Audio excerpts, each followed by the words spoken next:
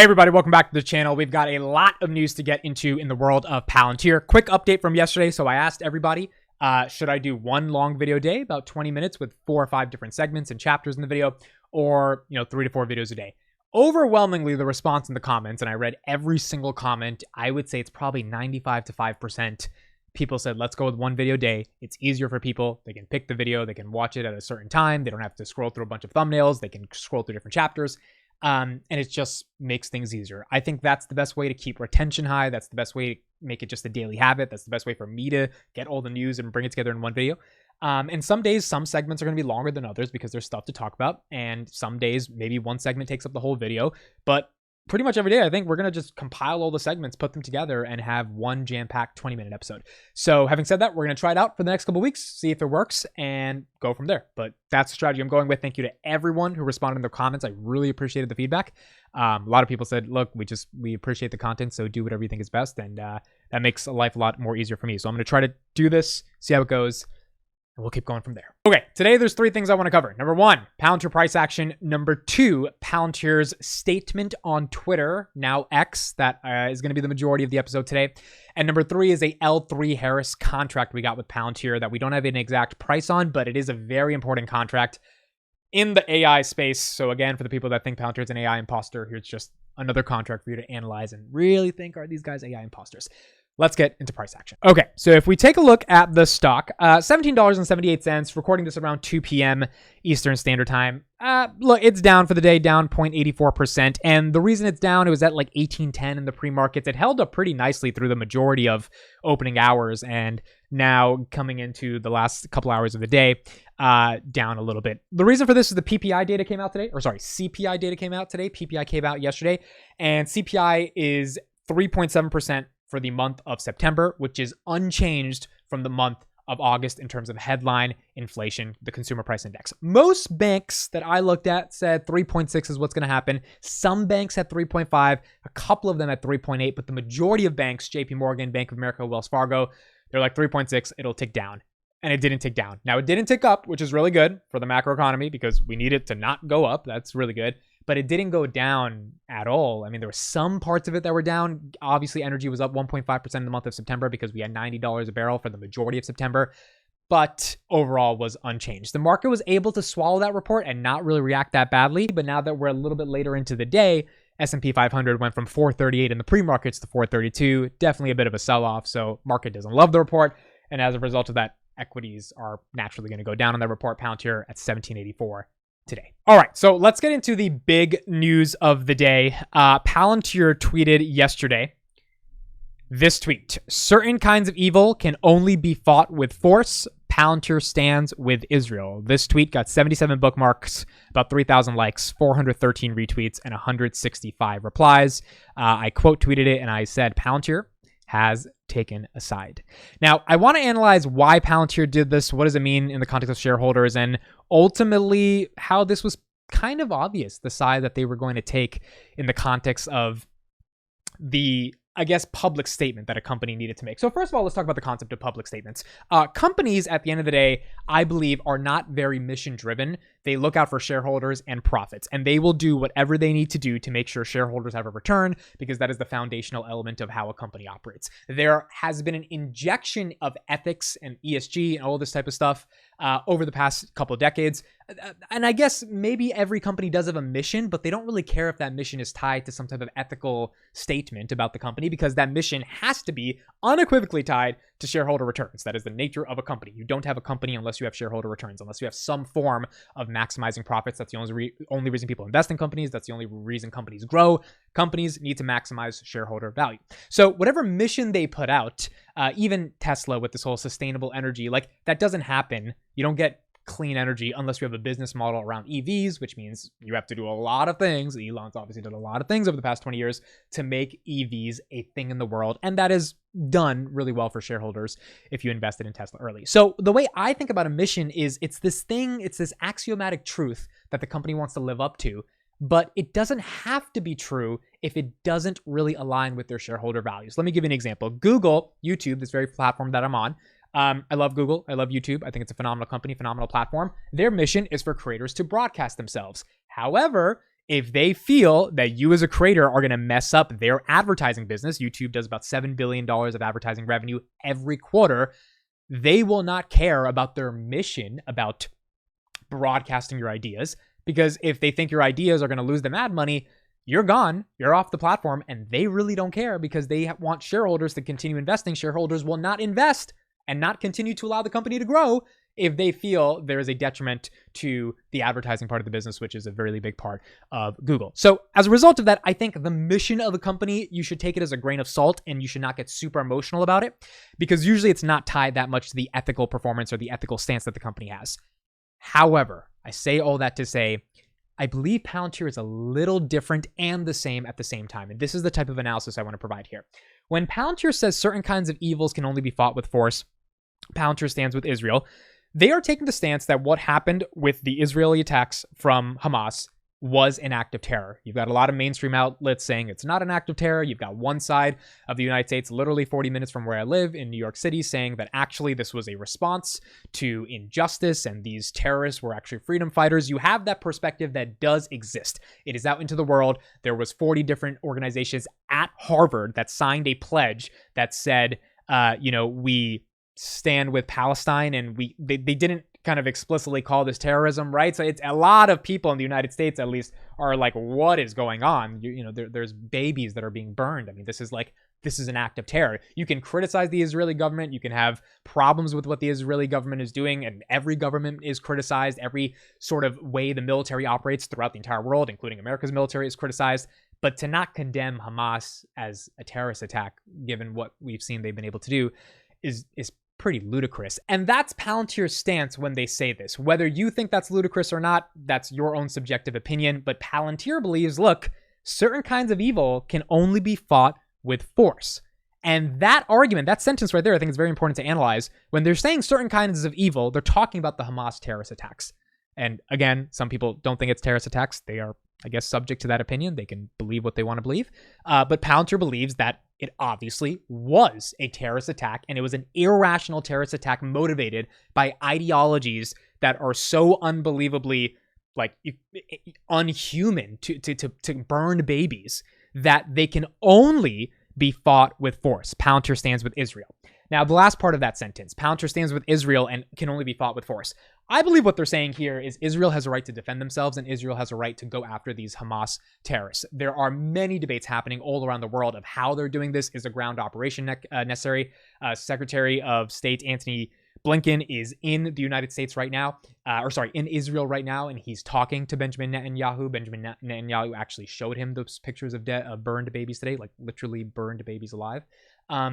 And he's also going to Palestine today or tomorrow, where he's going to be talking with the PLO. So Israel has promised to not launch a ground operation in the Gaza Strip while Antony Blinken is there until he leaves. But there are many debates happening right now on should Israel launch a ground operation? How should they go about this? How should they find and destroy Hamas, which has now become their unequivocal mission as per Prime Minister Benjamin Netanyahu? Palantir's argument is not about how they are doing it. I don't think Palantir's argument is about what they're going to do, the implications it's going to have. That turns into a ton of nuance and a ton of debates, and everyone has their own opinion about that. Palantir's argument is that this is a certain type of evil that needs to be eliminated. And if that evil needs to be eliminated, the question becomes, how do you eliminate that evil? At the end of the day, the only way to eliminate something like a Hamas is with force. And that requires, or it could require, Palantir software. So the reason I'm saying this is because if we take out, and I'll get to the business side of this in a sec, but if we take the bare bones argument that most companies just care about shareholder value, as I talked about above, their mission is usually, quite frankly, BS. And it's just a kind of North Star that they can ascribe to eloquently explain how they're going to maximize shareholder value. That's really what the mission statement is. Most companies don't have ethics, and they choose when to be ethical, when to not be ethical, right? They'll do whatever they want. Apple saying that Black Lives Matter, then you got slave labor making your iPhones, right? Like, these are the types of moral conundrums that exist. Palantir is one of those companies that I believe truly does have missions and value. It has a mission that is permeated with their ethical values and ideologies, because they have never worked in Russia, because they have never worked with China, because they refused to build Trump's Muslim database that he wanted to build in 2015, right? So domestically, they've made certain decisions.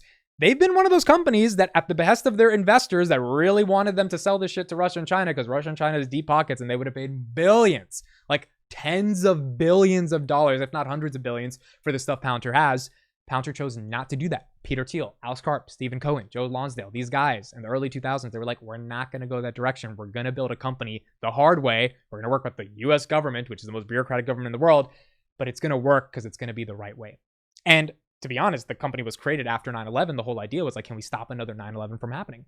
So when it comes to terrorism in particular, the reason Palantir is standing with Israel is because they feel unequivocally these attacks in Israel from Hamas were terrorist attacks. The mainstream media and people at Harvard can have whatever perception they want to have about if these were terrorist attacks or not, and they're entitled to their opinion. But Palantir's like, burning babies, certain kind of evil, that's a terrorist attack. We're going to stand with Israel. That doesn't mean I think they support everything Israel is doing. That doesn't mean Alex Karp is a supporter of everything the Israeli government or Israeli military is doing. That doesn't mean even Peter Thiel, all these guys, executives of the company, believe in the exact way that that Israel will do what they need to be, they need to do in order to get rid of Hamas. But they do agree with the fundamental premise that the certain kind of evil that was inflicted on Israel over the weekend can only be fought with force. And that is why Palantir stands with Israel. So from a mission perspective and from an ethics perspective, I know most companies are full of crap when they talk about their mission. I think Palantir is one of those companies I'm willing to give a little bit of the benefit of the doubt and actually say I think they kind of care about their mission, and they kind of care about having ethical values with that mission, which is why they came out with this statement. Probably would have been easier to not say anything. I know there's plenty of public companies that have not made a statement. Palantir thought it was important to make a statement. That's the mission ethics side of it. Let's go to the business side of it. Palantir has an office in Tel Aviv, right there, Israel, Tel Aviv. That's one of their that's one of their 10 offices. Was it 4 + 4 is 8? 11 offices. So they have 11 offices in Europe and Middle East. Tel Aviv is one of them. So obviously, when you have employees in Tel Aviv and not employees in Palestine, you're probably also, from a business perspective, going to make a decision around who you want to side with, how you want to build your company, how you want to build your culture, and likely side with the company, the country that you have actual work in, actual clients, things of that nature. This was an article published a couple years ago showing their Tel Aviv office. So, this is literally what the office looks like. Palantir Tel Aviv. There are real people doing real work in this office, trying to get real stuff done, trying to make real progress in the world. You've got people from engineers to marketers to finance to sales to accounting. This is a real place. And so I think from a business perspective, Palantir obviously decided, look, not only do we work in Israel, we have clients in Israel, we have employees in Israel, we have nothing in Palestine, nothing in Gaza. We don't support Hamas. We don't support these governments that can be fueled and funded by terror and continue to fuel and fund terror. So we're going to side with the actual country that we believe is, and this is my next point, democratic. Democracy is good for Palantir's business. One of the missions of Palantir has been to maintain and defend Western values. We're seeing all across the world that the world is, as it's becoming more deglobalized and more politically divided, one of the things that is under attack is the sovereignty of a nation, is your democratic ability to life, liberty, the pursuit of happiness, etc. We're seeing this with China-Taiwan tensions, obviously Russia-Ukraine, now Israel and Hamas.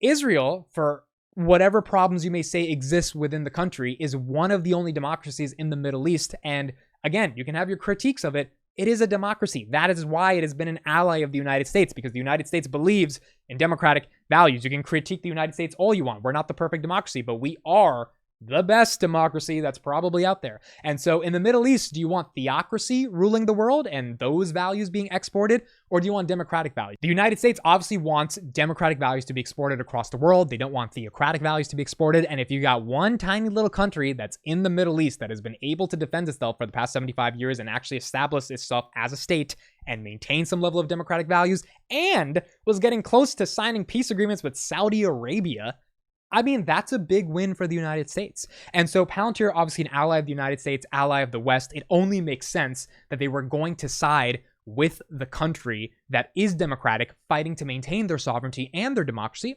And on top of that, it's also good for business, because at the end of the day, Palantir, the reason it's pumped up 10% this week is because it received a defense contractor premium, is my opinion, from the entire stock market.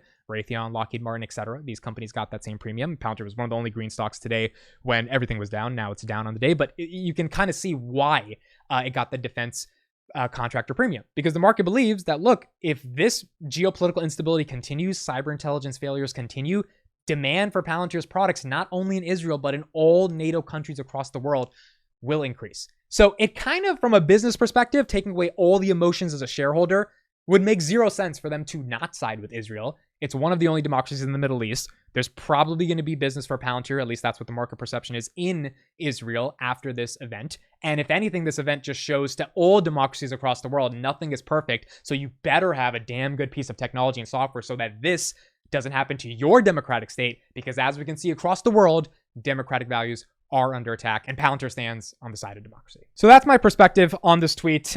You may disagree, you may agree, but I think from an objective standpoint, most companies have missions that are nonsense. They only have ethical standards when it is beneficial for shareholders. Palantir is one of the only companies in the world that said, look, we have a mission. We're actually going to apply our ethics to that mission. Have they always been the most ethical company? Obviously not. Every company is never the most ethical company, but out of all the companies that exist, out of all the public stocks that exist, the ones that have actually had, a statement of, hey, we don't work with Russia and China, and stayed true to that statement and been an ally of democracy, of the government, picking up the Maven contract when Google decided that they weren't going to do it because some employees in the company decided that, hey, we don't believe in that stuff, but we do believe in advertising. Palantir stepped in. And so out of all the companies in the world, and I'm biased, I'm a shareholder, but I think that logically makes sense. I'm willing to give them the benefit of the doubt of having a mission, actually caring about that mission, and having their ethics and value translate into supporting that mission, which is why they said they stand with Israel. And then if you take all of that away, if you're just looking at this from a totally non-emotional standpoint, pure shareholder, what is the best return on capital for me investing in this company?